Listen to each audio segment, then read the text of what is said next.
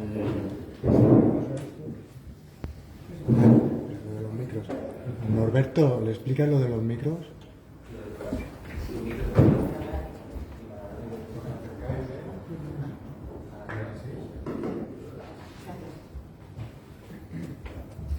Bueno, buenas tardes. Soy Pilar Tebar, que soy la directora cultural de esta institución, y hoy la verdad es que quería darte las gracias, ¿no?, por acompañarnos en este día para nosotros muy importante, puesto que apostamos pues, de una manera muy clara y decidida por el apoyo a la investigación. Creo que es muy necesario. De hecho, este año hemos introducido de nuevo los premios a las tesis doctorales, a los terceros STCMs, y el año que viene creo que estamos por intentar aumentar también por lo menos una ayuda a la investigación. Con lo cual, creo que es necesario, ¿no?, este apoyo a los investigadores y las investigadoras. Quiero felicitaros a todos los que habéis resultado premiados y premiadas en esta convocatoria del año 22. Y simplemente mi compañero del Departamento de Publicaciones, José Norberto Mazones, el que va a moderar las mesas redondas. Y nada, bienvenidos y adelante. Gracias.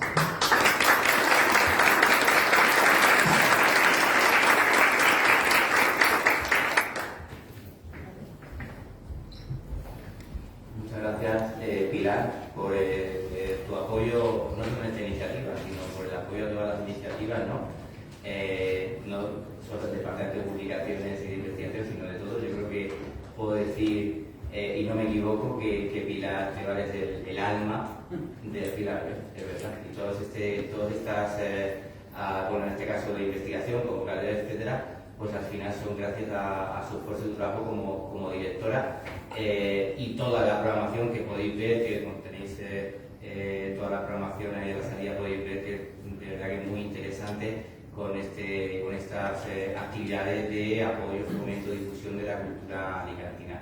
Y yo tengo que agradecer también este apoyo.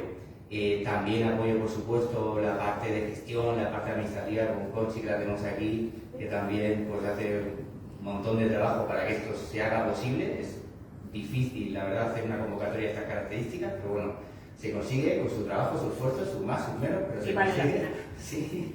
Y agradecer, por supuesto, también a la gestión del departamento, a Tony Cabot como director del departamento, a Lino, Juan Antonio también.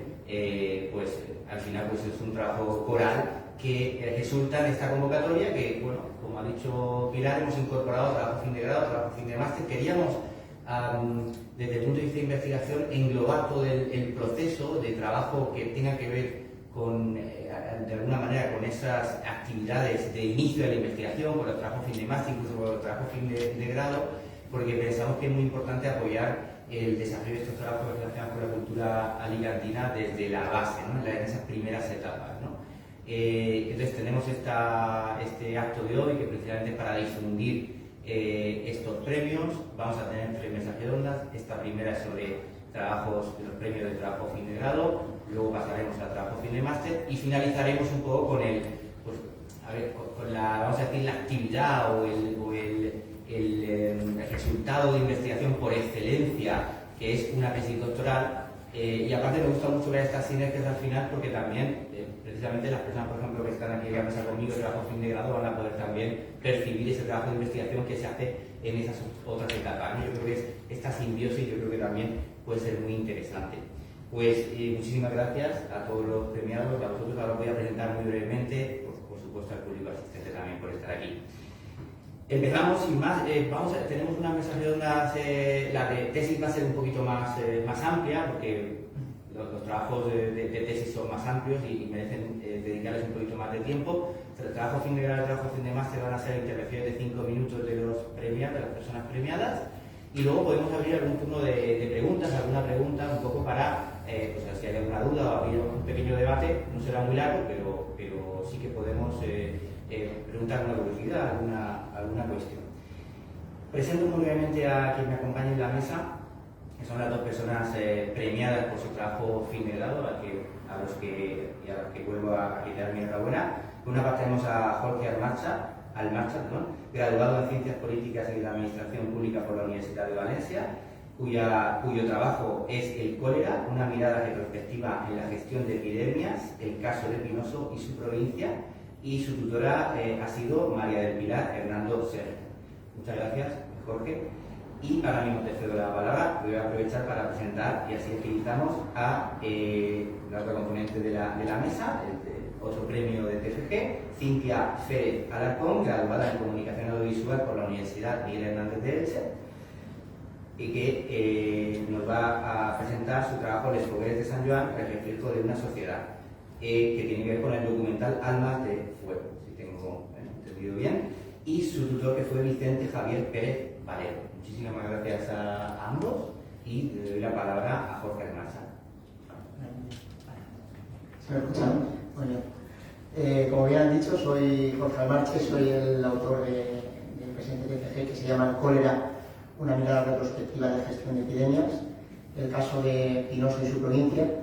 A priori no puede parecer que este tema es un tema poco interesante, sobre todo para el público en general. Incluso ha sido hasta obviado por la propia historiografía en pro de otros aspectos de índole económica o índole social, pero parece que estos últimos años, por lo que todos sabemos, está en boca de todos, ¿no? El tema de las enfermedades y el estudio de esta serie de fenómenos. En primer lugar, quisiera puntualizar que las fuentes a las que he acudido principalmente son fuentes primarias, sobre todo del Archivo Municipal de Pinoso, tanto actas municipales como actas de la Junta de Sanidad, sobre todo también el propio Boletín Oficial de la provincia y también en algunos casos el Boletín Oficial del Estado, sobre todo en tema legislativo, también la propia prensa de la época y ya en menor medida la bibliografía, que también en muchos casos era coetánea a los propios hechos. Intentaremos hacer un viaje por el tiempo, ¿no? para ver un poco cómo era esa provincia de Alicante del segundo tercio del siglo XIX. En primer lugar, tenemos que decir qué es el cólera, ¿no? A todos nos suena, pero la definición es un poco más académica. Podemos decir que el cólera es una enfermedad infectocontagiosa provocada por la bacteria Vibrio cholerae, la cual provoca alteraciones severas en el funcionamiento intestinal, como diarreas, fiebres y vómitos que producen una grave deshidratación. Este es un buen punto de partida, ¿no? Para empezar un poco a familiarizarnos con lo que es la enfermedad y lo que puede llegar a suponer. Empezamos este viaje en 1834, aunque realmente esta epidemia empieza en 1833, y tenemos que contextualizar un poco, ¿no? Vemos que es una época donde muere el rey Fernando VII, empiezan las guerras carlistas, una época un poco convulsa para la historia de España, que como vemos coincide también con esta epidemia. En 1833, por el puerto de Vigo, y por lo que cuentan procedente de unas tropas, de un barco de tropas seguramente inglesas que venían de la India, llega a Vigo el cólera por primera vez a España, de ahí pasa a Andalucía y en ese invierno de 1863 decae, hasta que vuelve a coger fuerza en el verano de 1834. En Alicante, para nosotros las primeras sospechas vienen precisamente de Orihuela y los pueblos del entorno, ¿no? Sobre junio de 1834. No sabían que era cólera, pero era una serie de enfermedades un poco sospechosas, y se organizó desde la propia Diputación una expedición encabezada por Joaquín Lafarga, que acabó determinando que esa serie de enfermedades eran debidas a algo más que las propias enfermedades estacionales que se solían dar en esa época en la ciudad de Orihuela y sus alrededores. Es a partir de ese momento cuando se declara la aparición del cólera por primera vez en nuestra provincia. Las primeras medidas: cordones sanitarios, líneas de observación. Primero se establecía un cordón sanitario alrededor de los pueblos contagiados y unos kilómetros más allá una línea de observación de los pueblos que podrían ser propensos a contagio en primer lugar. Otras medidas que se llevaron a cabo fueron, por ejemplo, los fondos de suscripción popular. En poco tiempo se creó un caos absoluto. Se produjo la huida de numerosos funcionarios, de numerosas personas, también la incomunicación de unos pueblos con otros por miedo al contagio de esta enfermedad que nadie conocía, que era la primera vez que tenían contacto con ella. Y bueno, este era el clima más o menos de la provincia, que más o menos de todos los pueblos fue el mismo. Concretando en el caso de Pinoso, que es el que centraba la investigación, aunque nos puede servir para el estudio de otros pueblos, porque más o menos era la misma dinámica, vemos que la situación era muy complicada. Estuvo desde un primer momento en el cordón en la línea de observación, ¿verdad? Tuvo numerosas sospechas, sobre todo por parte de los pueblos vecinos, por parte de Monóvar, por parte de Novelda, y también una situación muy complicada porque linda también con la región de Murcia, que también fue un gran foco de infección en esta primera epidemia. Debemos de decir que es seguramente la epidemia que más cuesta obtener unos datos más fiables, porque incluso en Pinoso como tal no existe ningún dato que nos concrete el número por ejemplo, de fallecidos, incluso de infectados. Nos hemos tenido que guiar por otras fuentes. Os pongo un caso. Estudiando los propios arquivos fundamentales, las de defunciones, al ver una diferencia tan enorme entre los años anteriores y posteriores y el propio 1834, al ver que todos los pueblos de alrededor se contagian, al ver que se concentran la mitad de las muertes en el mes de agosto, que fue cuando se contagiaría, podemos establecer una cifra más o menos aproximada de lo que llegó a ser esa primera epidemia. También afectó bastante a la provincia de Alicante con unos 30.000 contagiados.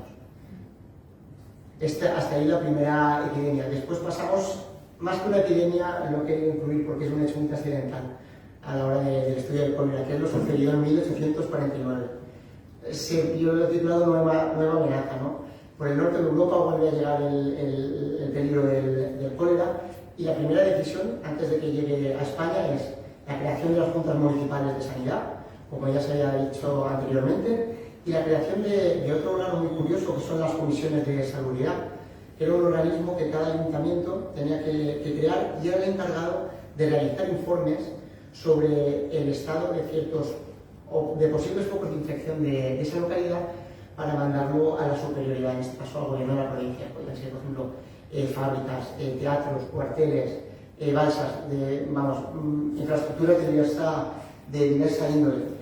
Y lo que sí que podemos destacar de este año, o de esta amenaza de cólera, fue tanto la previsión como la buena gestión que la caracterizó, porque finalmente no nos vimos afectados. Y por último, la última epidemia que trato, o el último foco, como que ha contado bastante, es el de 1854-1855. En este caso vuelve a llegar por Galicia en 1853, aunque yo digo el 54 porque a nosotros no nos afecta hasta entonces, y ya después, cuando se vuelve a reavivar la misma, lo hace por Vigo y por Barcelona, que nos llega a través de Marsella, con quien había bastante comercio. Y desde Barcelona ya nos llega a nosotros. De nuevo podemos caracterizarla por un contexto político del todo agitado, ¿no? Se produjo el golpe de Estado por parte de O'Donnell, entramos en el bienio progresista, y precisamente gracias a ese golpe, o consecuencia de ese golpe de Estado, tenemos tanto que se extiende bastante más rápido con el movimiento de tropas, y por otro lado es la propia epidemia la que dificulta el gobierno de los nuevos partidos que están en el poder. Podemos decir que a diferencia de la primera epidemia, hubo un sentimiento de resistencia, ¿no? A asumir que nos llegaba esta enfermedad, ¿verdad? Diapositiva, sí, los datos, y sobre todo incumplimientos en todo lo que es la normativa. En este caso podemos decir que se prohibieron tanto los cordones sanitarios como el aislamiento de los municipios, dada la experiencia que se había adquirido. Ya se había visto que no era del todo recomendable para combatir esta enfermedad. En el caso de Pinoso, vemos que, al igual que la provincia, se sigue esa tónica general en esta epidemia, ¿verdad? Es de todo precipitado la manera de actuar. De hecho, esperan hasta el mismo día que se produce la misma muerte del señor Martínez, en este caso, que dijeron que era un caso aislado, pero no llegó a ser así del todo, cuando se produce este problema. De hecho, se recurren a los fondos caritativos, a los depósitos de víveres, y en este caso, aunque Pinoso no llegó a ser inválida oficialmente, el resto de la provincia sí que se vio más afectada. De esta epidemia vemos en este caso sobre todo una figura que os sonará sobre todo en la ciudad de Alicante, que es la Trinitario González de Quijano, que de hecho tenéis un panteón y un parque dedicado a él, ¿no? por este momento, porque su mandato realmente fue muy breve, fue de menos de un año. Lo dio todo por el cólera, de hecho puso dinero de su propio bolsillo, hizo traer a los enfermos de otras poblaciones, dio medicación gratis, lo dio todo por el cólera y dio tanto que de hecho perdió su propia vida. De hecho, bueno, ya no solo a nivel de la ciudad y a nivel de la provincia, sino a nivel estatal, un gran reconocimiento a esta figura que yo creo que es de gran relevancia. Por acabar, quiero decir que en el 54 ya bajó un poco la epidemia, en el 55 se volvió a reactivar, llegó de la parte de Edén y La Marina, fueron los primeros pueblos contagiados, y básicamente se caracterizó por un reciclado de normativa en 1855. Se aprovechó todo el hecho en el 34 y sobre todo en el 49, que habéis sabido que no fuimos contagiados, pero se llevó a cabo bastante producción legislativa en la materia y se aprovechó. Pero luego hubo muchísima resistencia y negación. Incluso, volviendo al ciudad de Alicante, se produjeron una serie de motines para obligar a las autoridades a imponer los cordones sanitarios por miedo a ser contagiados. Finalmente las autoridades se negaron porque era contradecir la legislación vigente en ese caso. Y por último comentar que en Pinoso no se repitieron, como digo, estas medidas higiénicas y hay un documento muy curioso que de hecho está transcrito en el trabajo, si tienen ocasión de leerlo. Pinoso tuvimos relativa suerte en la serie de epidemias, no nos vimos muy afectados y es una carta de agradecimiento de una serie de personalidades, sobre todo de gente con posibles, incluso hay algún noble, gente de Madrid, gente de Alicante, gente de familia diversa de Valencia, agradeciendo al ayuntamiento y al pueblo en general su hospitalidad y lo que es el tiempo que han pasado en Pinoso, cómo se han sentido de arropados lejos de sus pueblos, aunque estaba la amenaza presente. Espero que puedan leer si tienen la ocasión de leerlo. Y para concluir, no tengo nada más que decir que sí que es cierto que, no quiero decirlo mucho, porque estamos todos un poco hartos, ¿no?, de todo lo que me habla de pandemia, llevamos ya 2 años hablando de COVID, de pandemia, pero es cierto que a día de hoy todos estos términos que he nombrado ya están prácticamente a la orden del día, ¿verdad? Y podemos establecer numerosos paralelismos. Hemos hablado de cordones sanitarios, hemos hablado de cuarentenas, hemos hablado también de pasaporte sanitario, ¿no?, como si fuera el pasaporte COVID de hoy en día. Pero también de numerosas diferencias. Vemos como la ciencia ha avanzado muchísimo, tenemos vacunas. En el caso de cólera tardaron más de 50 años en tener una. A su vez vemos como los contagios fueron mucho más lentos. Ahora mismo estamos en una sociedad globalizada donde una infección llega perfectamente de China a Europa en menos de 2 meses. Tenemos que establecer esta diferencia. Y también, como curiosidad, esa serie de conductas que se demuestran que ni todos somos buenos, ni todos somos malos, ni todos somos siempre buenos, ni todos somos siempre malos, ¿verdad? Se ha demostrado con el COVID y también se demostró en aquel entonces. Nos hablan de algunos curas, de buenas conductas, como que ayudaron a establecer la sintomatología de la propia enfermedad del cólera, agradeciendo también incluso a agricultores, ayudar a integrar a las propias víctimas de cólera, y también nos recrimina algunas malas conductas, como la huida de muchos médicos, incluso alcaldes o concejales de los pueblos contagiados, que solía recriminarse bastante. En definitiva, esta dinámica de acierto-error que se da en estas situaciones de epidemia. Bueno, quería por último daros las gracias. Sé que es difícil sintetizar un TFG en 5, bueno, seguro que me he pasado 10 o 15 minutos, continúa siendo muy difícil y de hecho incluso faltan epidemias por incluir en el trabajo, sobre todo la más destacada 1859, 1884-85, que son las más conocidas. Pero como sabéis, los TFG siempre se tienen que acotar temporal y también en espacio. Y nada, esperamos haber contribuido, ¿no?, a la epidemiología histórica dentro de lo que es la historiografía en general. Y espero haber hecho un buen viaje, ¿no?, por este segundo tercio del siglo XIX en nuestra provincia y habernos hecho reflexionar, ¿verdad?, sobre las conexiones que continúan habiendo entre nuestras sociedades y las sociedades de hace siglos, siglo y medio, 2 siglos, ¿verdad? Y ver cómo son las epidemias, en este caso, un impacto tan grande para las sociedades, que continúan determinándonos, incluso, como he contado, 200 años después. Muchas gracias y espero que disfruten de la lectura, si tienen ocasión de hacerlo. Muchas gracias. Me quería olvidar de agradecer principalmente a la tutora de mi TFG, Pilar Hernando, porque desde el primer momento no tuvo dudas en aceptarme la temática, aunque no estuviese incluida dentro del de los parámetros que había. En segundo lugar, a Remedio Sánchez Ferriz, que es catedrática de Derecho Constitucional, y sobre todo Pino Sega, que respaldó muchísimo mi trabajo. Y por último también a Clara Pérez, que se encuentra aquí en última fila, que es la técnico del Archivo Municipal de Pinoso, y ante cualquier inquietud o ante cualquier necesidad de una investigación que tengo, siempre está dispuesta a atenderme. O sea que muchas gracias a ellos y muchas gracias a ustedes.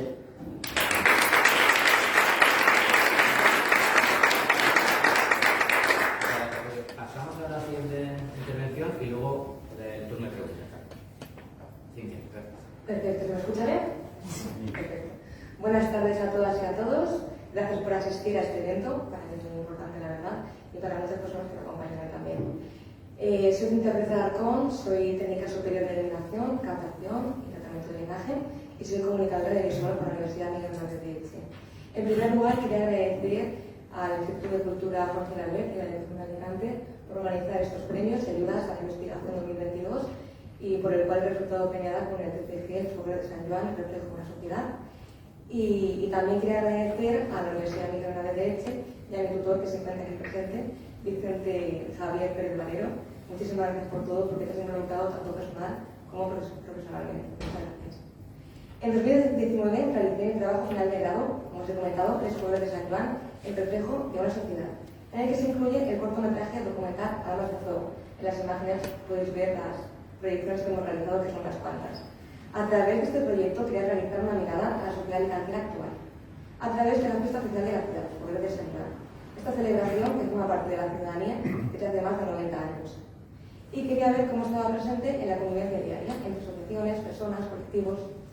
Este proyecto es relevante para hacer el documental del mundo de los fogueres, ya que es el primer proyecto audiovisual que combina la inclusión social, la accesibilidad y el feminismo y la promoción de la fiesta de hogueras.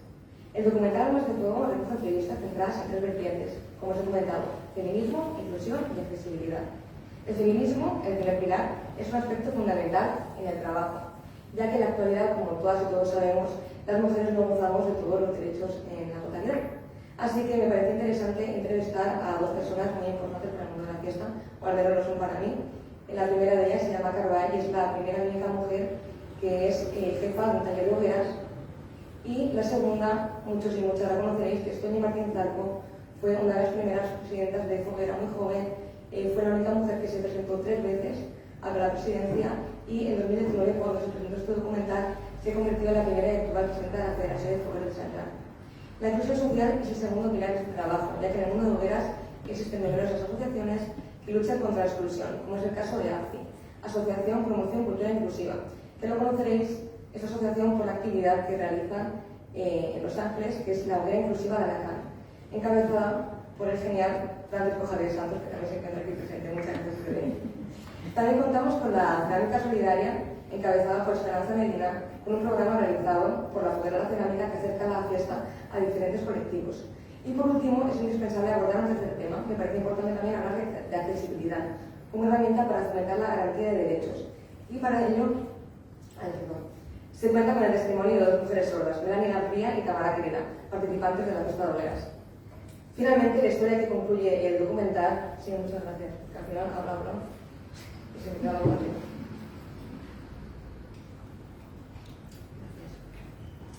Como os comentaba, la historia que concluye el documental es la de Fede Molinero, que es un artista muy conocido alicantino, que realiza hogueras que tienen temática social. Así que me parecía muy importante para concluir el documental y para reflejar todas las historias. A través de estos testimonios se crean Armas de Fuego, que pretenden hacer una reflexión sobre la situación social alicantina actual y destacar todo lo que posibilita en la fiesta de hogueras. Y la verdad es que han pasado ya unos cuantos años, porque estamos en 2022 y esto se realizó y se finalizó en 2019, desde que realizamos las exhibiciones que se realizaron por una pandemia que se quedó por en medio. Hemos llevado Armas de Fuego a diferentes asociaciones, comisiones de fogueres, hospitales. Hemos visitado diferentes municipios, pasando por la universidad y llegando a Madrid, de la Feria Internacional de Turismo. Y digo veremos porque desde siempre he considerado que este proyecto no es mío, es de muchas más personas. Se han creado nuevos planes de accesibilidad a la fiesta y premios que la fomentan, nuevos proyectos inclusivos y solidarios en diferentes asociaciones. Y varias mujeres han accedido, como he comentado anteriormente, a la presidencia en diferentes fiestas del fuego. Y lo más importante, que tengan constancia de que los protagonistas, los 8 que participan en este proyecto, siguen luchando día a día por mejorar la sociedad alicantina. Por estos motivos considero que el éxito es todo vuestro. Gracias por vuestra ayuda, vuestra verdad y por ser mi inspiración.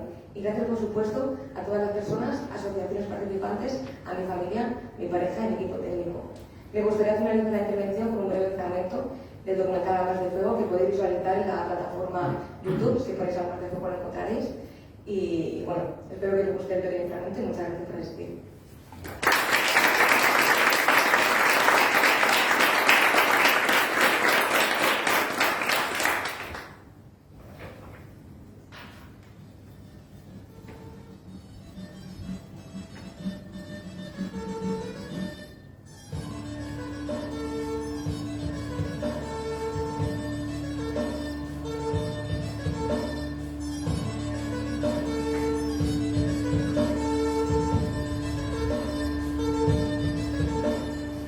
Las hogueras es una forma de vida para todos los que las vivimos de una forma muy especial, muy importante. Es una forma de integrar a una familia entera, porque se comparten momentos de distintas generaciones. Pero la fiesta hoguera para mí es un trabajo general de todo el año. Es, creo que, una fuente importante de ingresos para la ciudad. El que le gusta lo lleva ya desde niño o niña. Otro mundo, es un mundo donde te lo pasas bien. La fiesta de hogueras es el espacio de encuentro de la sociedad de Alicante.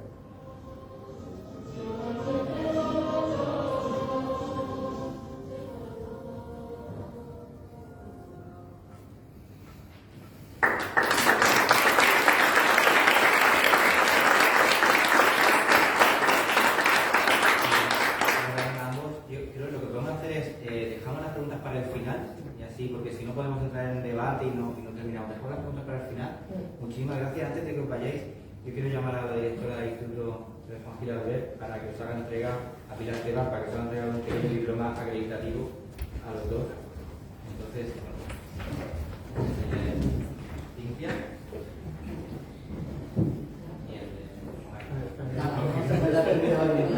Luego nos hacemos una foto, la otra luego nos hacemos una foto.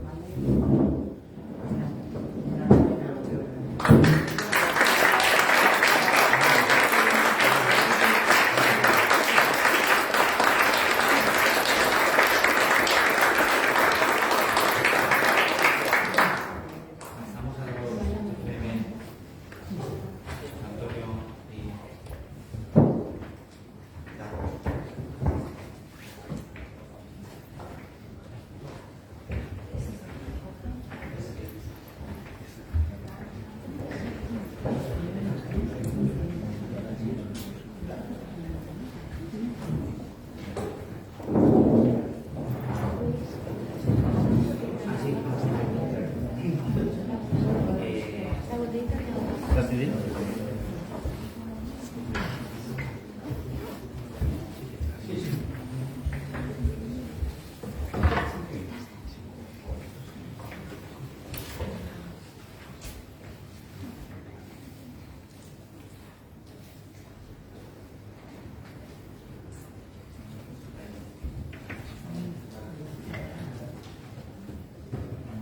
Bueno, muchas gracias, pero no llego ahí bien.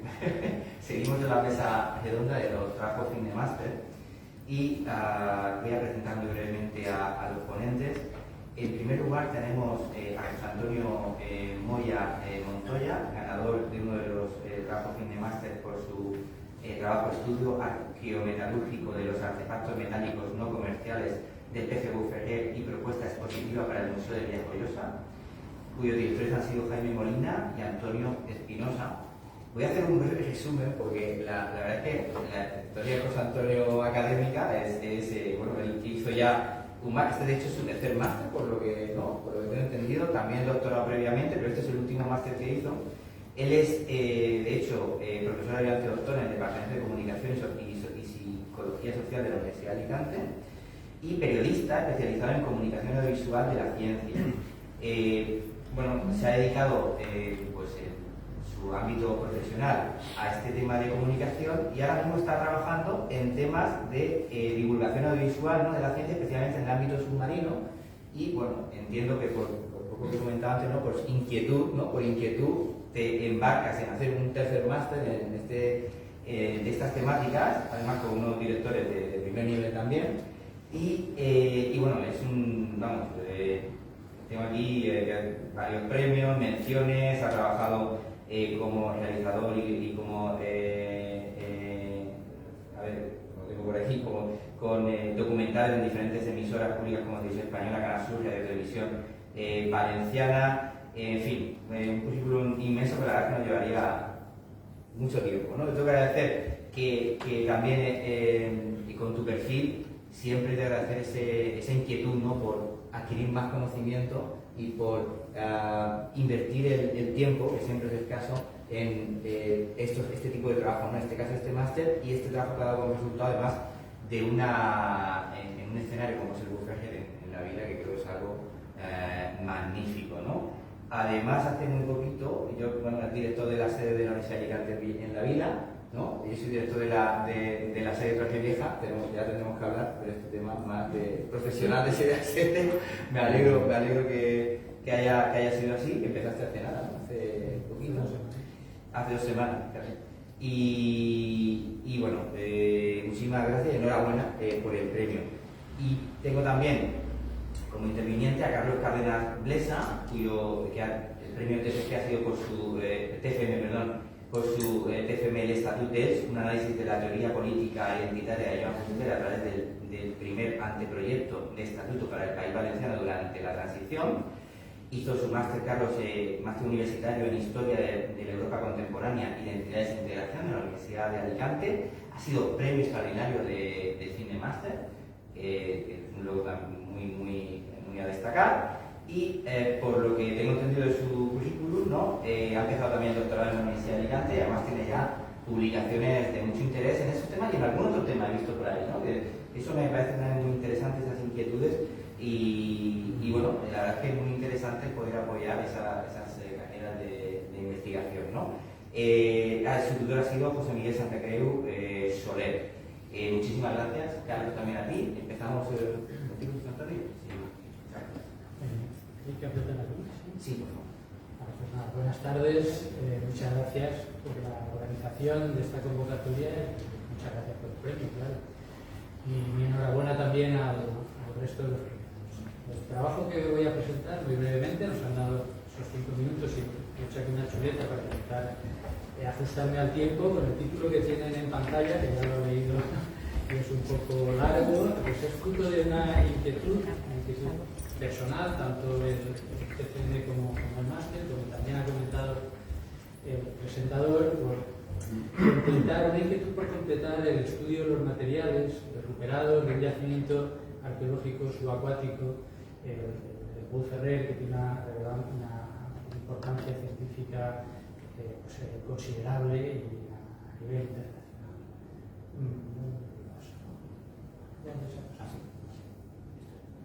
Este yacimiento contiene los restos de un gran barco de comercio romano del siglo I después de Cristo que hacía una ruta desde la actual Cádiz hasta Roma y se hundió por razones que se desconocen frente a Miracruz. Una ruta que según Plinio tardaría unas 7 jornadas y un barco tripulado por unas 6 o 7 personas. Un barco de unas características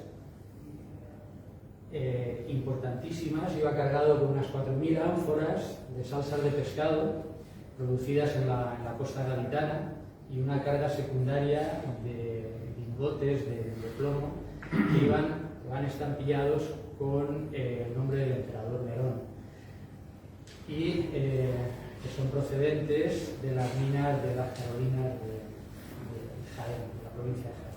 También además se han recuperado 2 monedas que ayudan a situar la fecha del naufragio con mucha precisión entre los lingotes estampados por Nerón, que murió en el 68, y las monedas que son del 66, en esa horquilla de 2 años. Esto convierte a este yacimiento, a este barco, en una especie de fósil director, porque podemos echar todos los paralelos, ¿no?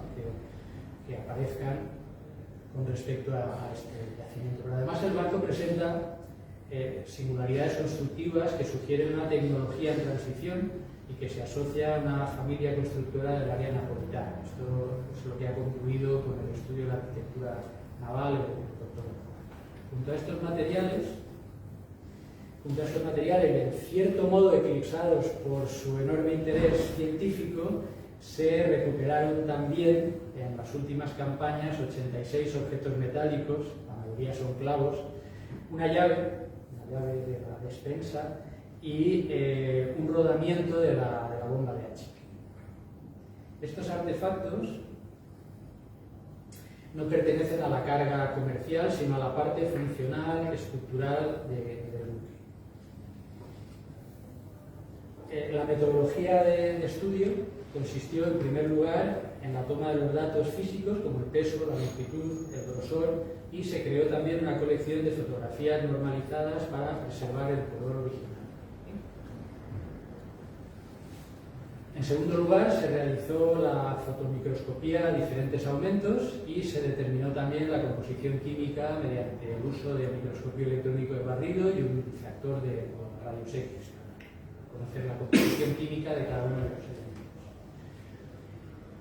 Obtuvimos más de 1500 datos con los que creamos una base de datos y completamos las fichas del inventario del museo. Tengo que decir, un pequeño paréntesis, que todos los otros materiales tan relevantes, las ánforas, estaban bien estudiados, están bien documentados y estos objetos humildes estaban allí en una cajita, ¿no?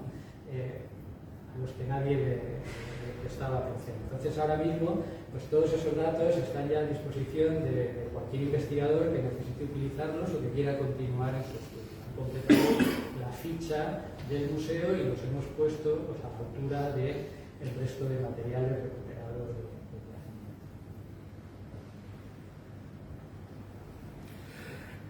Los resultados nos indican que se utilizaron al menos 5 tipos de clavos.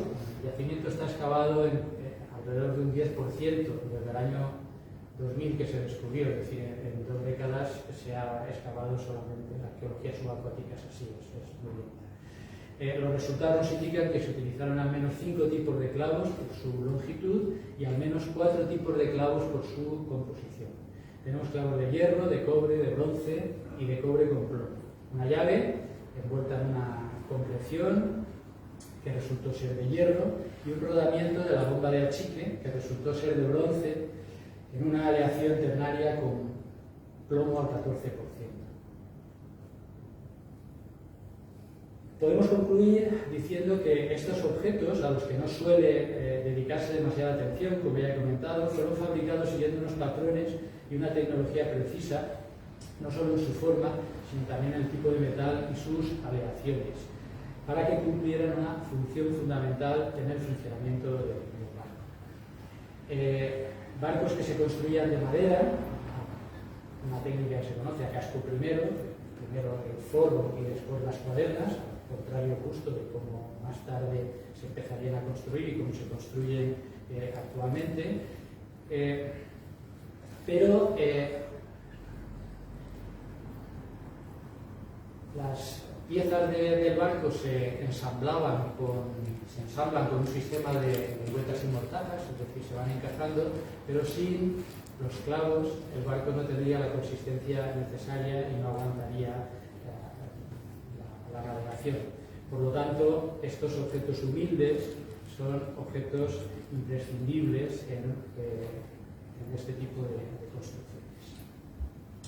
El rodamiento de la bomba de achique, que lo tienen ahí abajo a la derecha, fue fabricado con un bronce mezclado con plomo, una aleación que lo hacía resistente a la fricción en el ambiente corrosivo del agua de mar. Eran elementos imprescindibles que se fabricaban buscando la eficacia y haciendo uso de conocimientos sobre el manejo y las propiedades de las aleaciones metálicas. Utilizar plomo en el bronce, una aleación ternaria, lo que se conoce como un bronce al plomo, le confería propiedades antifricción a esos cojinetes que eran el alma de la bomba de achique, y la bomba de achique era el alma del barco. Todos los barcos hacen agua, los barcos actuales hacen agua, aunque sean de poliéster, aunque sean de hierro. Un barco de madera, que esté muy bien calafateado también, sin el funcionamiento correcto y constante, ¿no?, y intensivo de la bomba de Achique, el barco se habría hundido. Probablemente, a lo mejor, se hundió porque falló la bomba de Achique. Es una de las hipótesis que los arqueólogos dan. Para poner en valor la importancia de todos estos objetos, en la parte final del trabajo lo que hicimos fue incluir una propuesta de musealización, una muestra representativa de estos materiales, 10 de estos objetos, para que sean expuestos en la sala de interpretación del Bou Ferrer del Museo de Villajoyosa, que es Vilamuseo, y nos consta que ya se han incorporado a la exposición. Muchas gracias por la atención. Me gustaría contar otros muchos detalles, pero el tiempo es el que es, y si tienen alguna pregunta después, pues que nos gracias.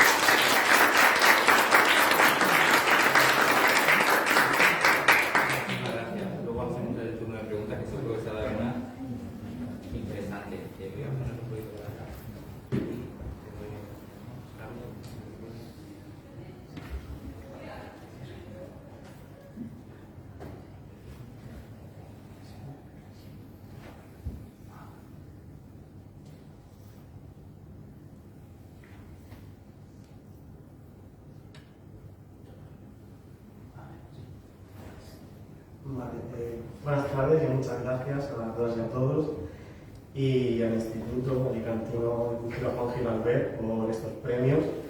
En mi caso, mi trabajo realmente es un trabajo que va más allá, digamos, de lo local, en este caso la ciudad de Elche y la provincia de Alicante, porque engloba realmente a todo el territorio valenciano.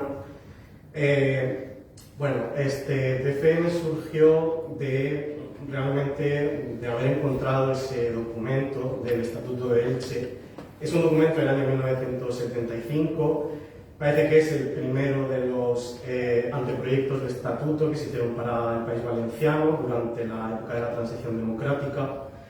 Y bueno, ese documento se encontraba en el archivo de Elche. Según me contaron las archiveras, además llegó allí de manera muy aleatoria. Parece ser que lo dejaron de estanquis en la puerta del archivo y ellas lo obtuvieron y lo clasificaron. Y junto con él parece que hay bastante más documentación que pude encontrar, que me ayudaron mucho también allí en el archivo para encontrar, porque no se encontraba ni siquiera clasificada, con la que se pudo obtener bastante información para, digamos, contextualizar este documento. Aquí hay, bueno, he puesto un poco las fuentes utilizadas, sobre todo es un trabajo basado en fuentes primarias documentales, la propia del Estatuto de Elche, que es un documento mecanografiado, y junto con ellas, bueno, los otros anteproyectos, que la mayoría sí que se encuentran bastante localizados en Internet. En el caso de Elche no se encontraba, no está tan fácilmente localizable. Hay una copia en el archivo de Elche y el resto de copias son en general privadas. Creo que en Valencia hay también alguna en el archivo de la Universidad de Valencia, pero no muchas más. Y junto con él la documentación que también encontré allí en Elche fue la del Archivo de la Memoria. Es un archivo que donó Acción Cultural del País Valencià y en Elche a la Biblioteca de Ribarra, que está junto con el archivo. Y bueno, tiene una documentación bastante ingente y que no se encuentra todavía clasificada. Así que ahí entre documentos pues pude encontrar bastantes cosas de los propios autores del estatuto respecto a cómo fueron haciéndolo. Luego, evidentemente, todo eso lo unía a la obra prolífica de Joan Fuster, que es con la que, bajo cuyas características analizamos el documento.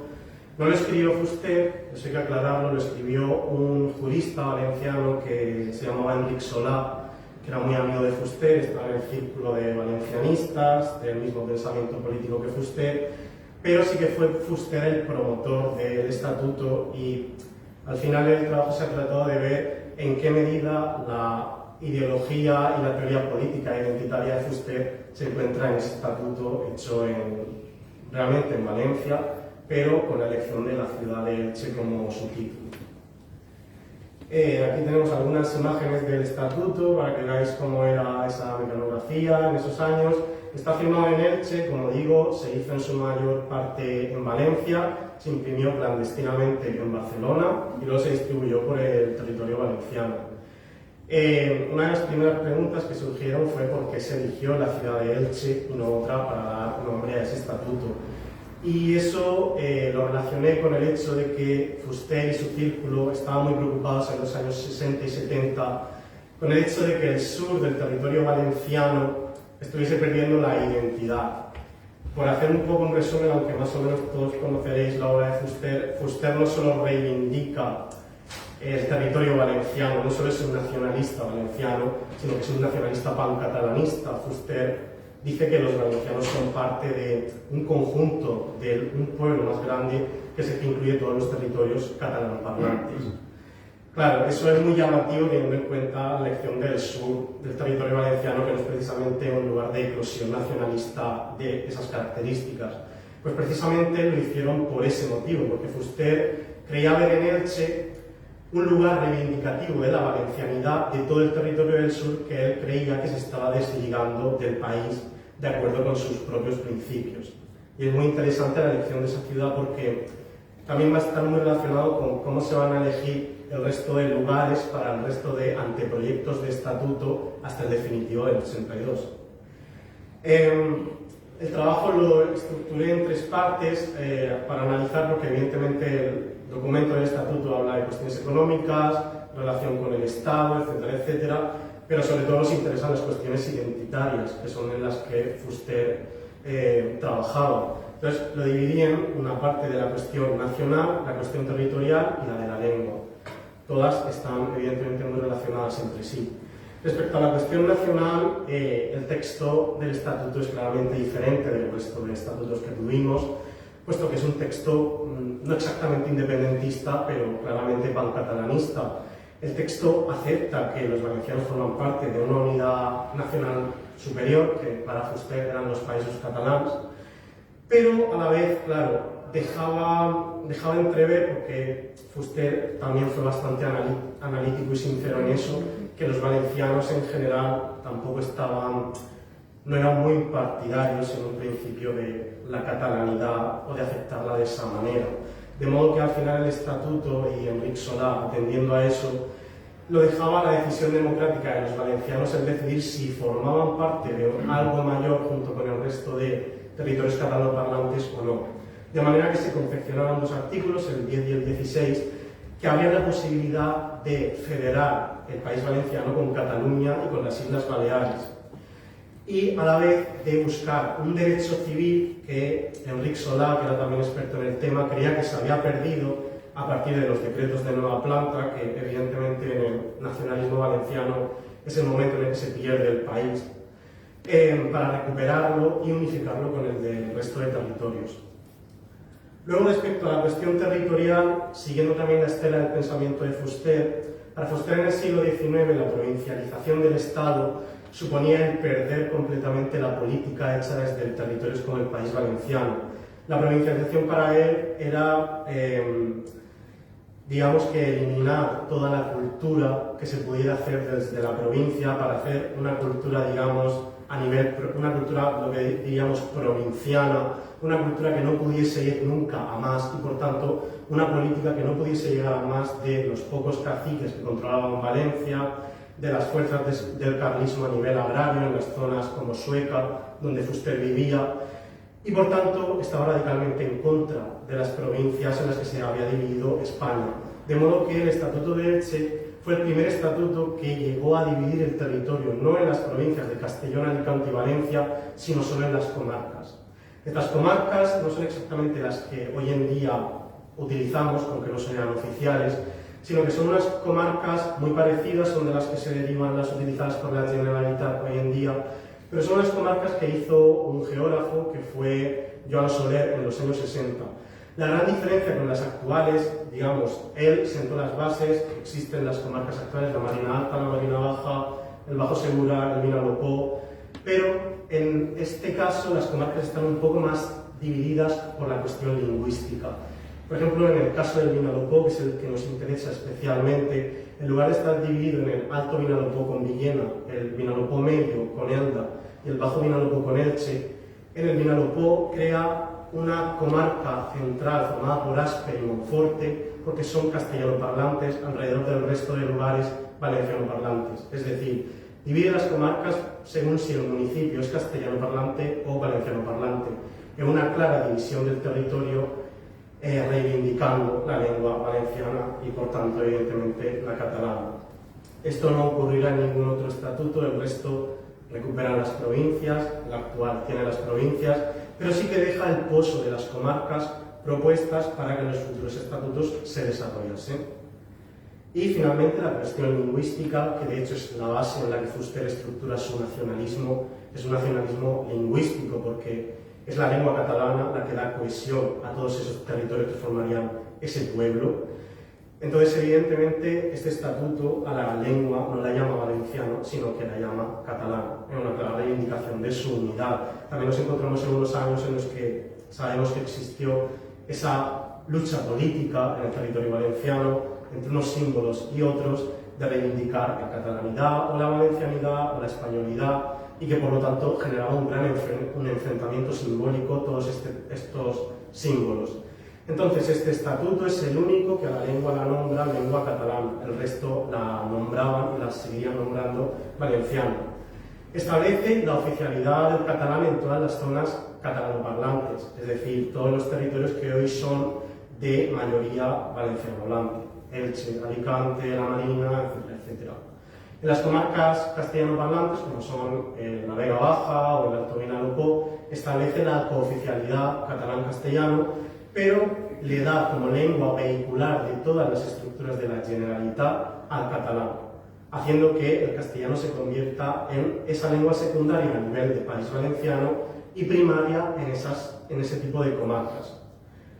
Bueno, finalmente ya la última parte del trabajo consistió en este análisis realizado sobre los diferentes niveles identitarios que aparecían en el estatuto, compararlo con los siguientes anteproyectos, que son el de Morella, el de Benicàssim y nuestro estatuto actual, que es del 82. No me voy a poner aquí a desglosar, he querido poner la bandera porque la bandera es ya bastante ejemplificadora de lo que ocurrió. La bandera del Estatuto de Elche, evidentemente, era la señera que reivindicaban en conexión con Cataluña y el resto de territorios. En Morella se le añadió a la bandera el escudo de Pedro el Ceremonioso, como identitariamente valenciano. En Benicàssim, que ya fue el momento de eclosión de la disputa entre catalanismo cercano a Fuster, blaverismo, etcétera, etcétera, se añadió una franja azul con el escudo y finalmente, por un acuerdo que realmente no fue tal, sino que fue modificado a última hora en el Congreso de los Diputados, se acabó cogiendo la bandera de la ciudad de Valencia, la señera coronada, y se plasmó en el estatuto. El resto de símbolos tienen el mismo viaje. En Elche al territorio se llama País Valenciano, en Morella también, en Benicàssim también. En el estatuto definitivo se decidió adoptar el nombre de Comunidad Valenciana, precisamente para evitar disputas entre esos nombres de país, reino, etcétera, etcétera. Con el idioma ocurre lo mismo, se eligió el valenciano como idioma, a pesar de que las leyes aceptaron que se trataba de la misma lengua, pero se decidió utilizar ese nombre particular de los valencianos. Y bueno, ya a nivel nacional, evidentemente, el Estatuto de Elche es muy diferente del resto. No volvemos a encontrar esa autodeterminación que se busca, ese independentismo, evidentemente muy cercano a Fuster, pero bastante minoritario a nivel de la política valenciana. El resto son estatutos que se crean en el marco de la Constitución española, pero lo que me parece más interesante de todo este viaje fue ver cómo estaban los estatutos jurídicos, digamos, estos textos jurídicos que a priori pueden parecer bastante lejanos a la sociedad, realmente tan cercanos a la lucha social y política del país valenciano en los años 70, que fue uno de los territorios con más efervescencia en ese sentido de España. Y bueno, simplemente dar las gracias a todos, especialmente a mi tutor José Miguel Santacreu, y nada, esperemos que en el doctorado pueda seguir estudiando todo este tema. Muchas gracias.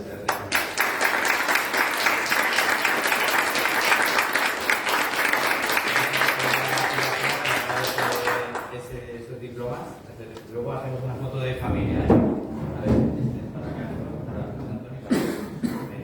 Un momentito.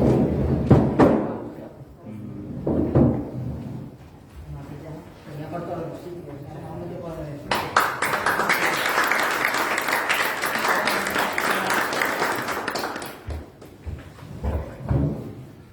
Así la carpeta para poder guardarlo. Vamos a dar paso ahora a la última mesa redonda, que es sobre las tesis doctorales.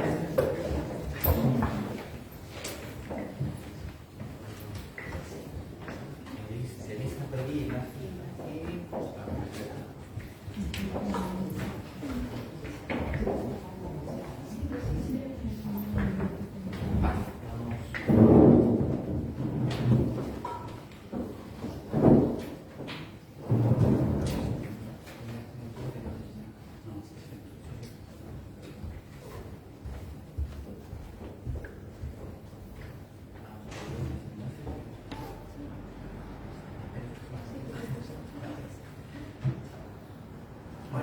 seguimos con esta ya última mesa redonda. Con las personas intervinientes son las personas que han obtenido el premio a la mejor tesis doctoral. Voy a presentarlo brevemente. Ignacio Ramos Altamira, licenciado en Periodismo por la Facultad de Ciencias de la Información de la Universidad Complutense de Madrid y doctor en Filosofía y Letras por la Universidad de Alicante, con un sobresaliente cum laude, que es esta tesis precisamente que va a presentar ahora, que ha llevado este premio. Posee también el certificado de actitud pedagógica, ha trabajado como profesor de educación secundaria, como profesor de cursos de actor, prescriptor del programa de formación de desempleados de la Comunidad de Madrid y autor de 8 libros de investigación y divulgación sobre el arte y el deporte español y colaborador habitual de revistas como Canelobre y como Rosetta. Su tesis se titula Rafael Altamira y Crebea y su contribución a la educación popular y la escuela pública española. Y sus directores han sido Rafael Sebastián Alcaraz y José Miguel Santacreu Soler. Como comentaba anteriormente, su calificación de sobresaliente cum laude. Muchísimas gracias, Ignacio, y enhorabuena. Y voy a presentar brevemente a Elisa y ya empezamos con la... Y Elisa Benito Gómez, muchas gracias y enhorabuena, licenciada en Historia del Arte por la Universidad de Valencia y máster en Gestión Cultural. Los campos, las líneas de investigación que sigue son el estudio del patrimonio industrial, funerario y artístico, también líneas de investigación biográficas vinculadas a la temática de género y de la producción artística sobre diferentes personalidades alcoyanas, haces hincapié en la ciudad de Alcoy. Ha comisariado varias exposiciones sobre patrimonio industrial y sobre arte y actualmente ejerce desde el año 2019 la presidencia del Centre Alcoyà Studies Històrics y Arqueològics, CAEA, y desempeña su labor también docente como funcionaria de carrera en un centro educativo público de secundaria. La tesis, también con sobresaliente cum laude, que ha merecido este premio, se titula El Cementeris com a reflex de la societat industrial, el Cementeri de Alcoy, que ahora nos presentará, y su directora ha sido Alicia Mira Abad. Muchísimas gracias a ambos por estar aquí, por vuestro trabajo de investigación y enhorabuena. Y bueno, damos paso a Ignacio. Gracias. Bueno, pues muy buenas tardes a todas y a todos. Un placer y un honor pues estar aquí esta tarde y haber recibido un premio en una institución tan importante como el Instituto de Educación y Cultura Juan Gil Albert. Y bueno, yo he de decir que aparte de, por supuesto, el reconocimiento personal que supone para mí es mucho más importante que este premio me da la posibilidad de dar mayor audiencia, mayor divulgación al tema de mi tesis, que es un aspecto pues muy poco conocido o poco estudiado de una figura tan importante como es Rafael Altamira y Crebea. De Altamira pues todos le conocemos como historiador, sus libros de historia son reconocidísimos. Como jurista, miembro del Tribunal Internacional de Justicia de La Haya, hace bien poco, pues en la presidencia del Gobierno de la Generalitat, pues anunció que se va a dar su nombre a la Ciudad de la Justicia, que se va a construir aquí en Alicante. Quiero aprovechar para ya una ocasión para decir que se están reeditando algunos de los libros de Altamira, recientemente la biografía de Felipe II, que hizo Hombre de Estado, y muy recientemente, porque todavía ni siquiera ha salido, saldrá en octubre, Manual de Historia, Manual de la Civilización Española, uno de los libros cumbre de Rafael Tamiras, con un compendio, un resumen de la historia de España que él hizo mucho más amplia en 4 tomos. Bueno, hecha esta pequeña cuña publicitaria, pues paso a explicar un poquito en qué consiste el trabajo que yo realicé, que nació un poco de una investigación anterior. Yo, a pesar de ser periodista, estoy muy interesado en el tema de la historia de la pedagogía y estuve investigando sobre una iniciativa que se debió en parte a Rafael Altamira, que fue el Jardín Escuela Altamira, que se llama Altamira precisamente, y que se inauguró en Alicante en 1913. Esta fue una de las iniciativas que después hablaré, que realizó durante su cargo como director general de primera enseñanza entre 1911 y 1913. Sobre ese tema escribí un libro que además me prologó uno de mis directores de tesis, Rafael Sebastián, que me alegra tenerles a los dos, mis 2 directores de tesis, Rafael Sebastián, José Miguel Santacreu, que tiene un montón de alumnos hoy aquí premiados. Y bueno, fue Rafael el que me animó a profundizar un poco en el tema, viendo que, como he dicho, que es un tema poco conocido de Rafael Altamira. Hay que decir que Rafael Altamira, a pesar de ser conocido por otros aspectos, él siempre se consideró un educador y así lo manifestó en numerosas ocasiones. Y fue sobre todo por su contacto desde muy joven con la institución libre de enseñanza. Él fue a hacer el doctorado en Derecho, en principio a la Universidad Central de Madrid. Allí tuvo como profesor a Ginés de los Ríos, entró en contacto con todo el círculo clausista de la institución libre de enseñanza, que daba muchísima importancia a la educación como motor del cambio y de la regeneración de la población española, ¿no? Entonces, a partir de ahí, él tuvo muchísimo interés por este tema. De hecho, gracias a Ginés y a Cosío, que era el director del Museo Pedagógico Nacional, entró de secretario de esta institución. Allí trabajó 8 años, realizando muchísimas iniciativas y actividades. Allí también dio sus famosas lecciones sobre la metodología de la historia, que después se publicó el libro, y es un libro que tiene una vigencia absoluta, que vamos, si alguno que hay por aquí que sea profesor de historia, yo os recomiendo que le eche un vistazo, porque fue un pionero en la renovación historiográfica, ¿no?, y la didáctica de la historia. Después de estos 8 años sacó plaza de catedrático en la Universidad de Oviedo, en 1897, allí trabajó hasta 1910 más o menos, y nada más entrar en la universidad, bueno, él era catedrático de Historia del Derecho Español, pero fue el principal impulsor de lo que se llamó la extensión universitaria, que ahora está en todas las universidades, pero tuvo su comienzo allí, ¿no?, en la Universidad de Oviedo. Él, en su primer discurso que hizo de inicio de curso, fue cuando lo propuso y enseguida lo aceptaron. Y bueno, la extensión universitaria, en principio, como sabéis, pues se trataba de llevar la cultura y la educación a las clases medias, las clases obreras que no tenían acceso a esa educación. Entonces la iniciativa fue un éxito, se mantuvo, no solo se mantuvo durante muchos años, sino que se extendió a otras ciudades españolas, incluso a Europa. Lo tuvieron como modelo. Rafael Altamira, aparte de profesor, pues fue director de excursiones, que se hacían excursiones arqueológicas o artísticas. Lideró también con Aniceto Sera los viajes a Santander, a Bilbao, a Extremadura.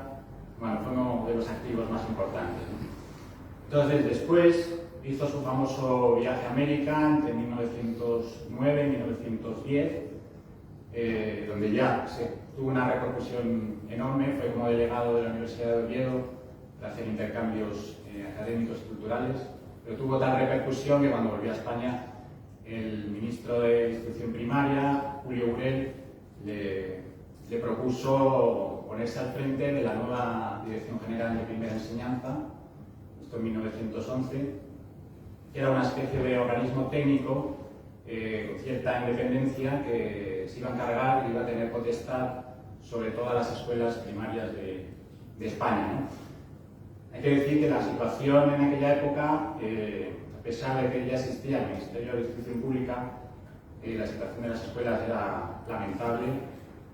Las escuelas eran prácticamente cuadras, sin ninguna medida higiénica, oscuras, con maestros con unos sueldos de auténtica miseria, sin material, sin apoyo en manos de los caciques locales.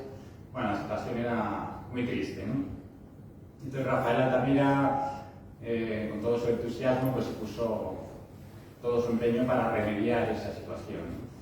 Porque consideraba, como he dicho, pues muy importante que la cultura y la educación del pueblo español en general pues mejorara, que España pudiera convertirse en un país a nivel de Francia o Inglaterra, ¿no? Y bueno, hay que decir que hizo una serie de medidas muy innovadoras y muy valientes que mantienen la tesis. Mi tesis, yo lo que mantengo es que sentó las bases del sistema público de enseñanza actual, ¿no? Entonces, para sustentar esta afirmación que parece muy exagerada, pues lo he documentado bastante. La tesis tiene 800 páginas, eso que tuve que recortar bastante, que Rafael lo sabe, con toda la legislación que él emitió, ¿no?, desde la Dirección General y que salió en la Gaceta de Madrid, con las propias memorias que él hizo, que era un rasgo de transparencia. Él hizo memorias de todos los gastos que había hecho, todas las medidas que había adoptado, y yo las analizo una a una, ¿no? Entonces ahí están, por ejemplo, lo primero que hizo fue aumentar los sueldos de los maestros, pero decía que sin maestros bien pagados la escuela no podía funcionar. Entonces subió el salario mínimo a 1.000 pesetas, entonces, salarios anuales estamos hablando. Subió también los salarios de otras categorías, mejoró las subvenciones para material, organizó cursos pedagógicos para maestros, incluso viajes al extranjero pensionados por la Concentración de Estudios. Eso en el tema de los maestros, ¿no?, como apoyo. Y con el tema de las escuelas, como no había demasiada inversión ni interés de los políticos por poner el dinero necesario para construir todas las escuelas que hacían falta, porque eran casi todas las escuelas, y todas las rurales, a lo mejor había 80, 100 alumnos metidos en una misma clase, ¿no? Entonces, para aligerar esa situación, él lo que hizo fue hacer una medida de desdoblamiento de aulas, ¿no? Era dividir las clases de 80 en 2 de 40, y el maestro oficial, digamos, se encargaba de un grupo, y el maestro auxiliar, que era un ayudante, se le convertía en maestro de clase, ¿no? Entonces, de esa manera se podía, por lo menos, tener grupos más reducidos y más homogéneos, ¿no?, por edades, porque se juntaban gente de distintas edades y de distintos conocimientos, ¿no? Bueno, una medida de emergencia, pero que era muy necesaria. ¿Qué más hizo? Un montón de iniciativas más. Aumentó con el dinero que conseguía, que no era siempre mucho, pues las subvenciones para la creación de un sistema de inspección médica, aumentó el número de inspectores, que consideraba también muy necesarios para que funcionaran bien las escuelas. También mejoró las subvenciones para las cantinas escolares, para las colonias escolares. Bueno, un montón de actividades, seguro que se nos olvidan muchas porque son bastantes, pero bueno, están en mi tesis bien detalladas. Y bueno, decir que aparte de todo esto, que desgraciadamente son iniciativas que no se pudieron desarrollar en su totalidad, por lo que digo, por la falta de presupuesto y de apoyo político, pero que veremos que después que caló bastante.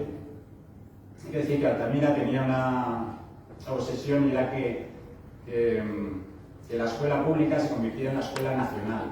Es decir, que toda la población considerara que la escuela pública era la escuela de todos, y que por tanto los políticos de todos los colores, de todos los partidos políticos, como las familias, pues lo consideraran como algo suyo y lo defendieran, ¿no? Y por eso promovió que las escuelas que hasta entonces se llamaban municipales, pues Escuela Municipal de San Vicente, se llaman escuelas nacionales en todo el territorio español, ¿no? Esa fue una idea que consiguieron a partir de 1910, que me parece que fue, ya aparecieron todos como escuela nacional, ¿no? Bueno, desgraciadamente Rafael Altamira dejó la Dirección General de Primera Enseñanza en octubre de 1913 por discrepancias con el entonces ministro de Instrucción Pública, que era Joaquín Jiménez, un antecesor de los que luego vinieron. Y como digo, a pesar de que muchas de sus medidas no se pudieron desarrollar demasiado, sí que calaron y fueron prácticamente seguidas al pie de la letra por los siguientes ministros de instrucción y por los directores generales que mantuvieron las estructuras o la legislación que había hecho Rafael Altamira y las desarrollaron en la medida que pusieron.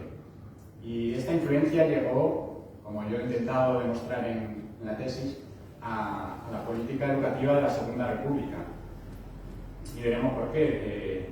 El primer director general de Primera Enseñanza de la Segunda República fue Rodolfo Llopis Ferrandi, que era alicantino también, y era además un devoto admirador de Rafael Altamira. Desde muy joven le seguía, incluso le visitó en La Haya varias veces, y él, entonces, todas las medidas que tomó él, bueno, con el ministro Marcelino Domingo y Fernando de los Ríos, digamos que siguieron un poco la ruta que había marcado Rafael Altamira. Entonces yo esto, para demostrar esta vinculación, pues he hecho en la tesis un cuadro comparativo de la legislación de Rafael Altamira y la legislación de Rodolfo Llopis, que se puede consultar también en la tesis. Y tanto es así, no solo es eso, que el propio Rodolfo Llopis reconoció en un homenaje que le hicieron precisamente aquí en Alicante, cuando él dejó la dirección general por la incompatibilidad de su cargo con el de diputado en Cortes, pues señaló, según el diario de Alicante, del 11 de julio de ese año, dice que en su labor como director general solamente siguió la ruta señalada por el gran hombre de ciencia, señor Altamira, o sea, un reconocimiento explícito.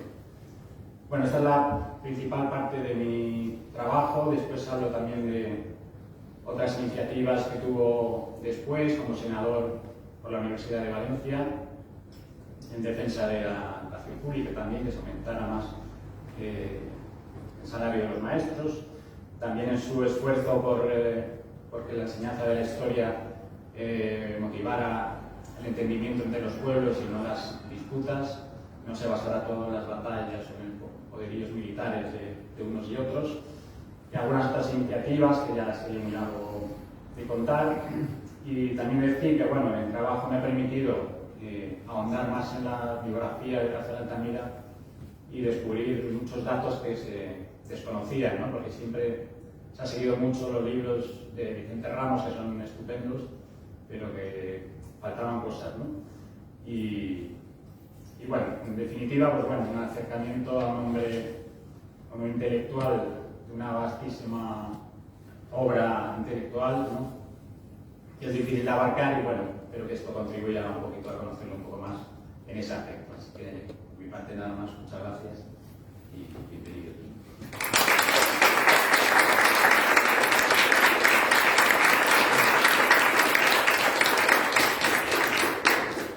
Muchas gracias. Luego pasamos a las preguntas.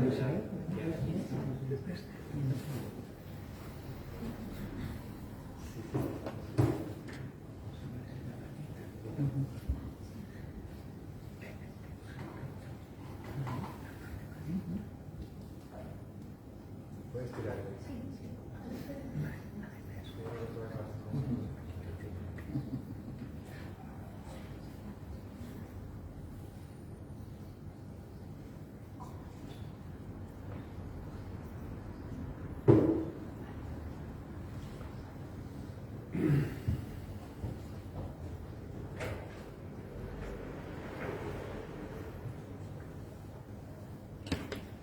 Bé, bona vesprada a totes i a tots. Moltíssimes gràcies per estar ací, per a poder escoltar el que anem a parlar. Volia també aprofitar i donar les gràcies a l'Institut de Cultura de Juan Gil Albert, en el seu cas també de la Diputació d'Alacant, sobretot a Pilar Tebar per el seu treball ingent que està fent aquests darrers anys per la cultura i el patrimoni de la província d'Alacant, per supost, també a Norberto, per donar-me l'enhorabona. L'altre dia em va fer moltíssima il·lusió.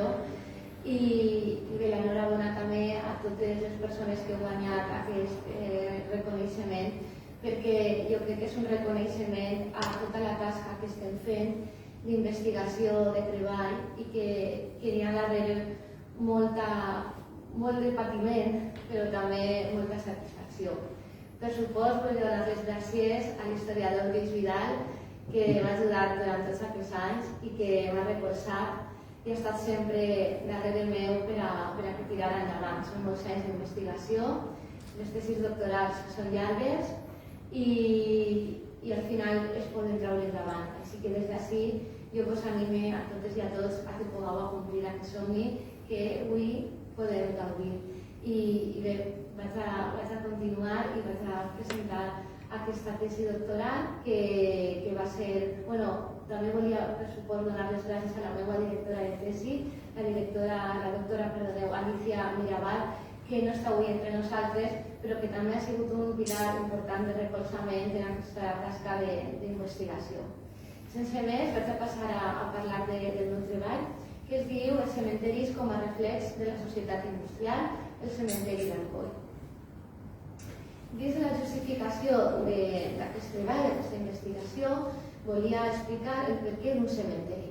Ningú posa en dubte la importància que tenen les necròpolis com a font d'informació d'una civilització antiga, però en el cas d'un cementeri d'època contemporània, al tindre-ho tan a prop en el temps, sempre resulta un poquet contradictori, perquè pareix que no estigui donant-nos informació, i és tot el contrari, està donant-nos moltíssima informació del que som nosaltres en l'actualitat gràcies a aquest canvi que passem de l'antic règim cap al món liberal. El fet que sigui Alcoi és perquè Alcoi és una ciutat paradigmàtica dins de la industrialització arreu al País Valencià, i per aquest cas vaig triar la ciutat d'Alcoi, perquè recull molt bé tota aquesta composició de classes socials que després es reflectiran molt bé també a la ciutat dels Vius. La cotació cronològica ha estat en un principi vinculada als antecedents d'època medieval i moderna, sobretot quan es funda la vila d'Alcoi en el segle XIII, però sobretot per saber després quines necessitats impulsaven posteriorment en època contemporània a la creació dels primers cementeris extramurs que ja es faran en la vila d'Alcoi i, per supost, després en la ciutat d'Alcoi, perquè canviarà la seva denominació. El marc teòric, per un costat, ha estat la búsqueda dins de l'arqueologia industrial. L'arqueologia industrial ja sabeu que és una búsqueda diferent completament a qualsevol tipus d'arqueologia tradicional, com ha comentat també el company. És una búsqueda de la materialitat visible, la que podem veure al nostre costat sense la necessitat moltes voltes d'excavar. Per aquest costat jo em vaig aproximar al cementeri per veure la seva configuració i la seva formació, però també tots els elements que han anat configurant-lo al llarg del temps.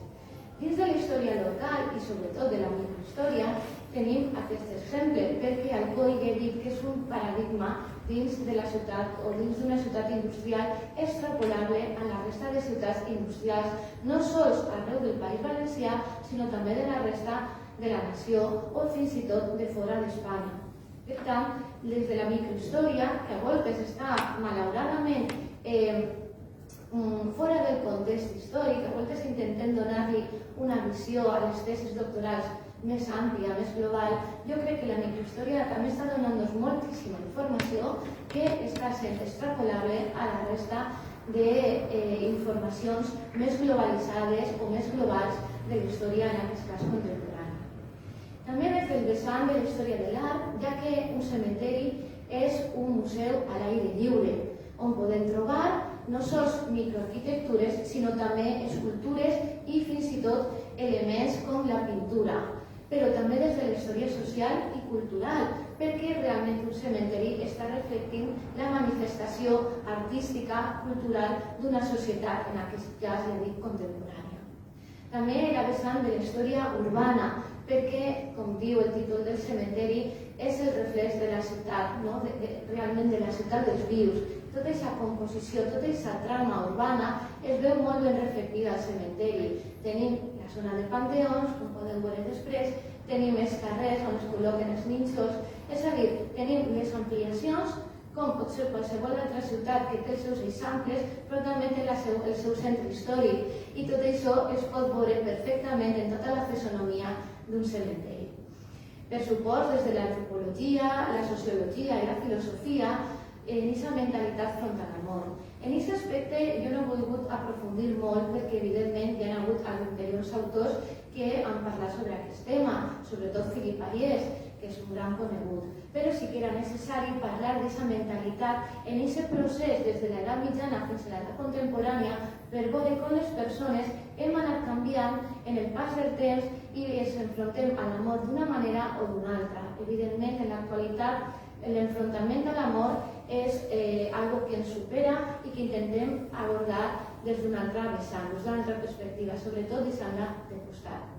I, per supost, vessants com la botànica funerària, parlant del tractat de Celestino Baralla Falguera, o des del vessant de l'etnografia, la fotografia, que ens dona molta informació sobre com vestien o sobre les formes que tenien de tractament de la imatge en aquests moments, sobretot a finals del segle XIX i principis del segle XX, i, per supost, l'epigrafia que ens apareix en les làpides o en les inscripcions i que moltes d'elles són molt estereotipades, però altres, per exemple, tenim una que posa fin del melón, que fins i tot la mort se la prenen com un cas quotidià i que no té més sentit més que un procés biològic en la vida de l'ésser humà.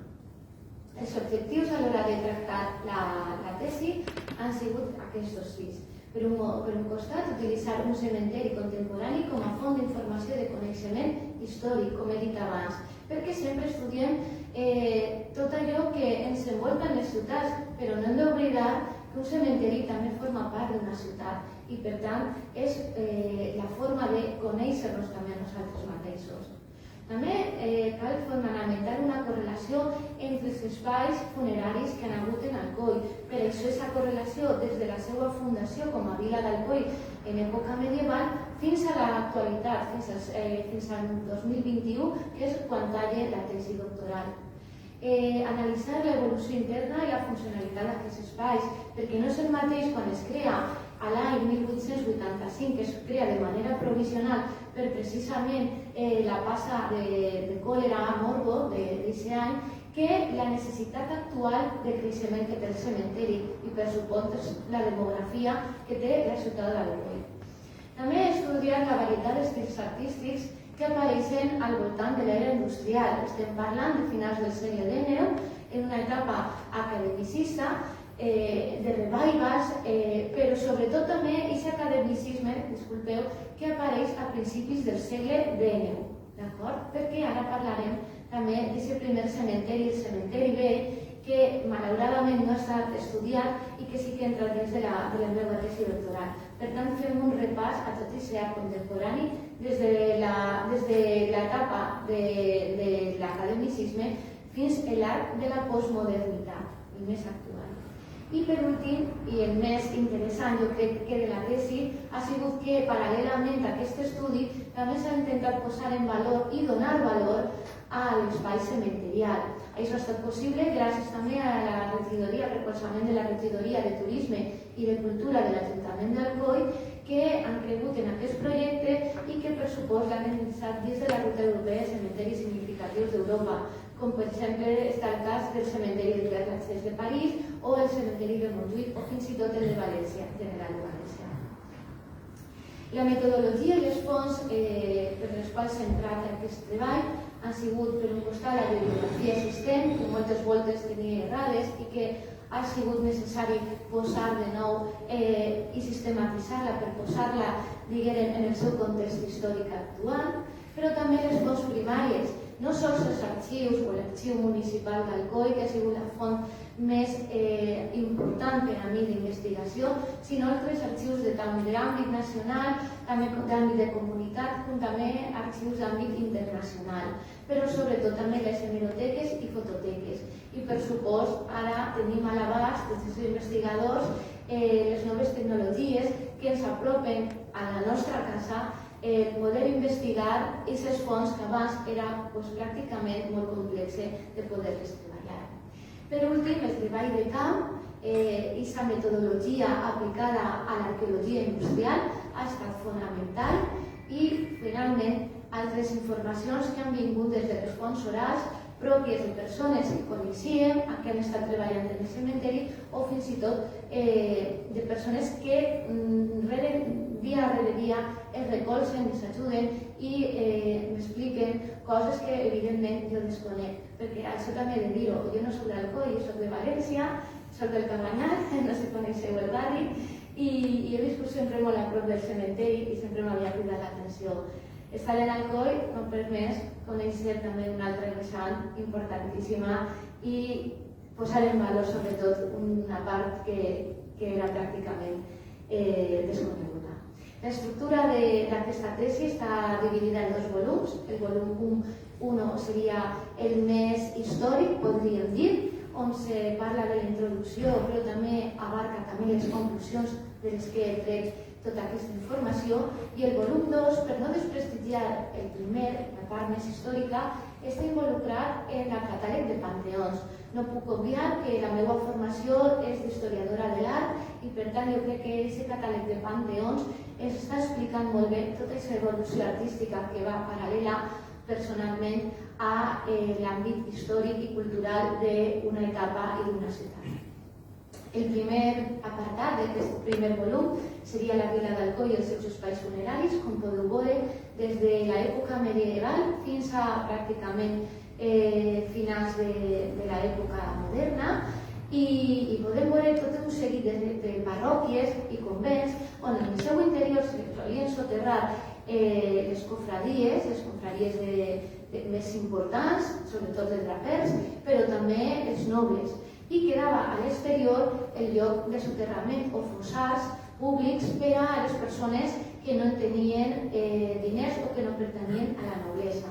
És a dir, que cada volta l'espai funerari va omplint-se i cal una necessitat de canvi. Una necessitat de canvi que va evidentment paral·lela a la cultura i a l'evolució científica i pressupostos novators que comencen a renaixer i a néixer, evidentment, a el que és, actualment, el País Valencià. Per això, aquesta motivació d'evitar les malalties a l'interior de la vila d'Alcoi i de treure fora el primer cementeri ventilat es produeix en 1812, precisament en l'ocupació francesa, i ubiquen el primer cementeri extramurs. Per un moment, perquè hi ha una saturació dels llocs d'enterrament. D'un altre costat, perquè hi ha un canvi de la mental psicològica de la gent. La gent està evolucionant científicament i li té por a la mort, i per tant ja no volen estar a prop ni estar olorant, evidentment, les emanacions que produeixen els cadàvers. Però sobretot, i el més important, aquestes mesures higièniques i sanitàries esdevingudes d'aquesta malaltia que assolarà sobretot a la vila de Passalla, i que la legislació de Carles III i sobretot posteriors legislacions atorgaran que els cementeris han d'estar ubicats fora del poblat per evitar més malalties entre la població. Així tenim la primera creació i evolució del recinte funerari, que es diu el Cementeri Vell, des de 1812 fins a 1885, quan va ser clausurat per l'última epidèmia de passa de còlera que va malauradament assolir a la població i va matar a moltíssimes persones. Aquest cementeri el coneixem gràcies a aquests croquis que trobem a la guia de Vicedo.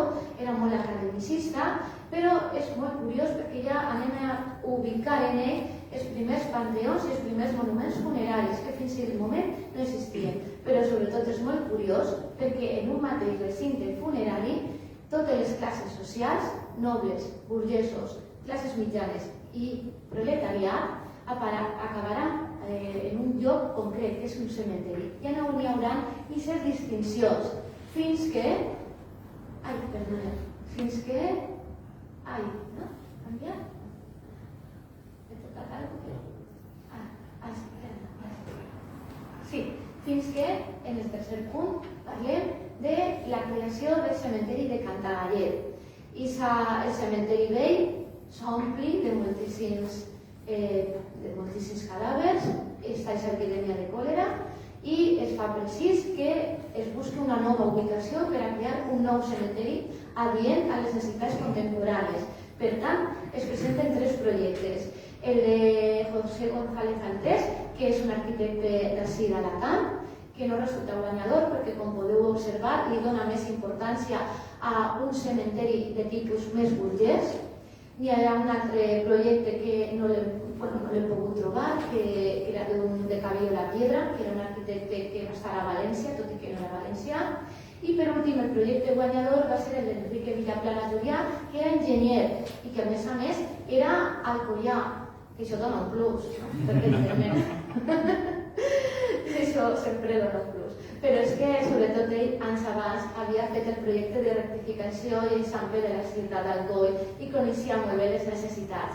Per tant, li atorga més importància a aquest cementeri, donant-li més espai al soterrament en terra per a les persones, sobretot el proletariat, que era la classe dominant en aquest moment en Alcoi. D'acord? Aleshores, aquesta creació, aquest paral·lelisme entre el projecte de Vilaplana i el seu projecte d'example de rectificació es veurà molt ben reflectit en aquest cementeri, que ja serà un cementeri completament contemporani, que és el que actualment encara mantenim en la ciutat. Ubicat, evidentment, a les afores. Així podem veure totes les ampliacions, que seria un altre punt del primer volum. Aquestes ampliacions fins al moment no havien estat registrades, completament desubicades en arxius, en l'arxiu històric d'arquitectura tècnica. Va ser tot un revolutum que em vaig tornar a Carabassa, però finalment vaig poder posar ordre i així podem veure totes les ampliacions. És curiós perquè esta d'ací, en color verdet, és la primera, la de 1889, que és quan es comença aquest projecte d'Enrique Vilaplana. Esta d'ací és la primera ampliació, 1909, i esta d'ací ja són la resta d'ampliacions que s'ofrirà el cementeri al llarg de la seva evolució fins a l'actualitat. Com podeu veure, creix paral·lelament també a les necessitats que té la ciutat de creixement demogràfic i de mortalitat. Així podeu veure una comparativa entre enterraments i construccions d'unitats d'inhumació. Evidentment, quan es construeixen més unitats d'inhumació és a l'inici de la construcció del cementeri i després n'hi ha molt de temps en què s'inhumen persones però no es construeixen res.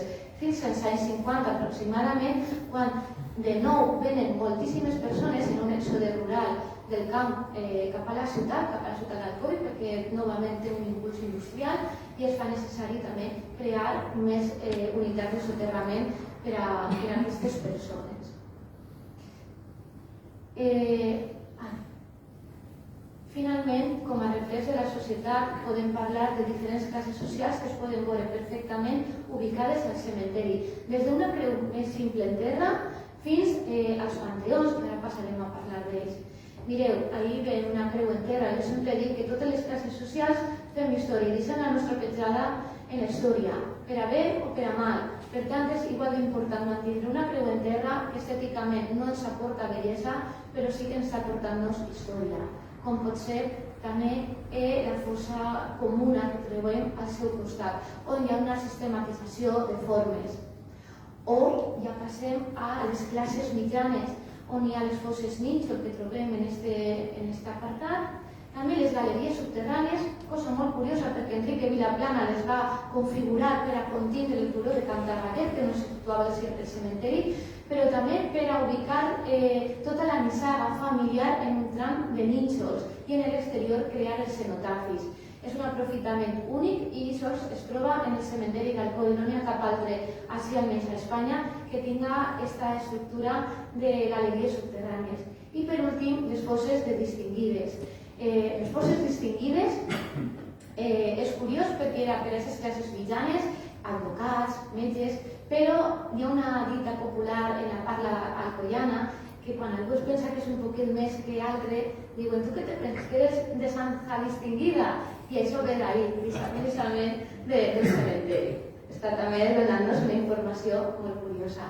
I, per supost, és el reflex de la societat, de la burguesia industrial, en els seus cenotafis a l'exterior, però sobretot els panteons que aquesta riquesa artística que comentava abans, o els hipogeus, ja creats a partir de 1909 per Timoteo Grieg i que recorden molt als del cementeri de Montjuïc de Barcelona i que ja són més estandarditzats. Per tant, podríem dir que els nínxols serien com els pisos, els hipogeus serien com les cases adossades i els panteons podríem relacionar-los, evidentment, com un xaletazo en la serra. O sigui que tenim ahí aquestes realitats també socials. Però, malauradament, també, o no malauradament, perquè la societat també s'estandarditza i, per supost, també es democratitza, apareixen les formes més estereotipades, ja dic cap al voltant dels 150-60, on es perden les formes estètiques i ja les làpides passen a ser, per això, molt anodines, sempre vinculades a una temàtica, sobretot, religiosa, i deixen de tindre aquestes connotacions estètiques, boniques, que podrien trobar sobretot a finals del XIX i principis del XX. Sí. Evidentment, com la societat també té uns altres vessants, igual que passa a la ciutat, també podem trobar en el cementeri i se reflex, com per exemple els recintes per al clero, el recinte per als militars, perquè teníem allà una guarnició militar, de saber que en 1873 el poble d'Alcoi es va basar en armes, diguem, la revolució del petroli, que l'any que ve es commemora el 150è aniversari, van arrastrar ratlletes i van tenir que posar allí un recinte militar per a controlar a la població, sobretot anarquista. I per supost tenim el cementeri per a les religioses, que en un primer moment era per als xiquets sense batejar. També les heterodòxies religioses, no sols les catòliques, sinó també aquelles persones que no estaven vinculades a cap tipus de religió oficial de l'Estat o que simplement eren maçons o que pertanyien sobretot al vessant espiritista. Hi ha moltes dones soterrades així que eren espiritistes en epitafis molt curiosos com subió al espacio o creyó en Dios y en la vida en otras galaxias. És molt curiós tot això. Per tant, també el reflex de la societat heterodòxia en el cementeri civil. I, per supost, ja estem parlant d'uns altres aspectes, com el cenotafi per a persones il·lustres, on avui en dia podem trobar a Ovidi Montllor, Isabel Clara Simó, i que actualment estan fent-li un homenatge a Camilo VI, que la setmana passada, de fet, al col·legi va rendre homenatge i des del Juan Albert també van fer el llibre. I, per supost, també donar resposta a les noves necessitats de soterrament, que en aquests no són soterraments, sinó que són incineracions, com el pou de les cendres que tenim així. Aquesta és la nova tipologia, juntament en els columbaris on s'ubiquen les cendres de les persones que decideixen optar per la incineració. En el segon volum sí que parla d'una evolució estilística, tot i que en el primer també, on parlem des d'aquest academicisme que es pot veure molt bé del cementeri vell des de 1812 fins a l'arquitectura postmoderna, passant sobretot per el modernisme. Diuen que el cementeri d'Alcoi és modernista, però evidentment té molt poc modernisme, el que més té és eclecticisme. I el més interessant és la posada en valor paral·lelament a aquest estudi que ha tingut una durada del voltant de 13 anys, 2 volums i vora 700 pàgines de tesis, que no vull desanimar-vos, però les tesis són així, com ha dit també Ignacio, són llargues, i aquesta posada en valor és el més interessant, no sols a través de publicacions, creació de la ruta guiada que es diu Alcoi, la ciutat adormida, presentacions en ponències i en comunicacions, sinó, ja dic, el més interessant és entrar dins de la ruta europea de cementeris significatius, perquè això està donant-nos una visió, un canvi de mentalitat també respecte als cementeris, però també està posant-nos en el panorama d'àmbit nacional i és interessant imbricar-lo en aquest sentit. Per últim, les conclusions que hem pogut volcar en tot aquest estudi és que els cementeris contemporanis, com he dit, són una font de coneixement històric importantíssima que no podem desdenyar i que tenim que tindre en compte, sobretot des de la materialitat. Per això tenim que tindre en compte aquesta sistematització de l'evolució interna dels cementeris contemporanis perquè s'adapten a cada necessitat de cada moment històric i demogràfic. és un reflex de la complexitat social tant històrica com religiosa, com de pensaments en general, però sobretot actualment de la globalització, perquè la globalització també fa que hi hagi un canvi en tots els sentits. Paral·lelament, també hi ha una tipologia i uns estils artístics que ens han introduït tant a nivell nacional com internacional i que trobem al cementeri d'Alcoi. De fet, tenim un panteó que és el mateix panteó que està en el Père Lachaise de París. Per tant, tenim un trosset de panteó, un trosset de Père Lachaise al cementeri d'Alcoi. Això també cal remarcar-ho. I el conservadorisme estètic, tal com una tendència a l'estandardització i la funcionalitat, també està molt present. La gent actualment jo crec que és molt funcional, sobretot ho veiem en aquestes làpides, totes molt semblants, però també en aquestes flors de plàstic que malauradament no ens donen aquest memento mori, aquest record de la persona, sinó que les posem ahí i al cap d'un any tornem per a Tots Sants per a canviar-les. Això és un canvi de mentalitat interessant que caldria aprofundir per a altres persones en estudis posteriors. I finalment, aquesta aplicació pràctica que ja he dit, en l'estudi s'ha sobretot vinculat a una sensibilització i valoració dels espais funeraris, no com a llocs que diguen que són gores, perquè m'han dit a voltes que fins i tot si era gòtica o coses d'aquestes, no té res a veure, cadascú té el seu pensament. Jo m'agradava això perquè creia que era una forma de donar resposta i de posar en el seu valor històric als meus avantpassats, als avantpassats de totes les persones que avui dia formem la societat contemporània, i crec que per aquest costat és important fer tesis, investigar, sobretot en l'àmbit cultural i patrimonial, i bé, jo des de la meva part ja us puc dir i donar-vos les gràcies per haver-me atès. No sé si m'he passat el temps, però bueno, és el que volia transmetre i de veritat, moltíssimes gràcies per el premi perquè esteu molt de valents, de veritat.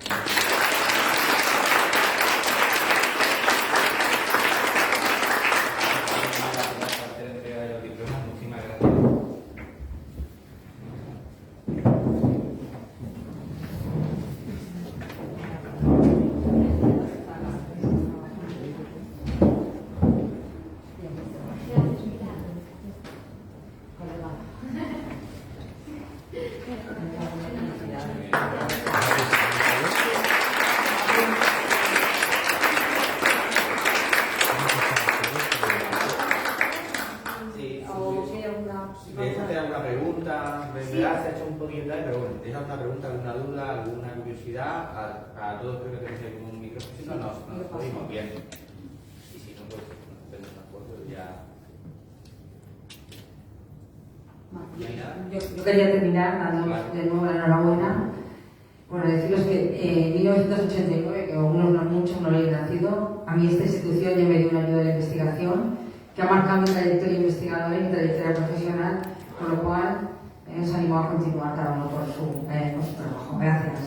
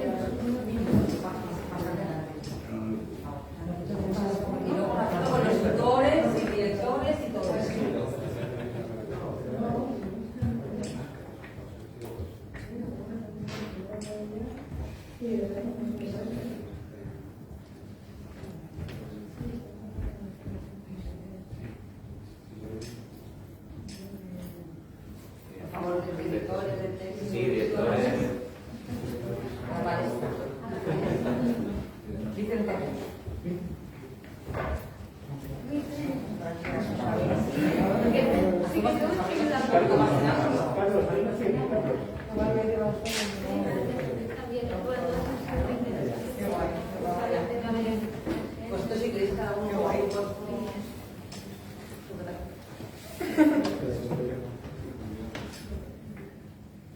Gràcies.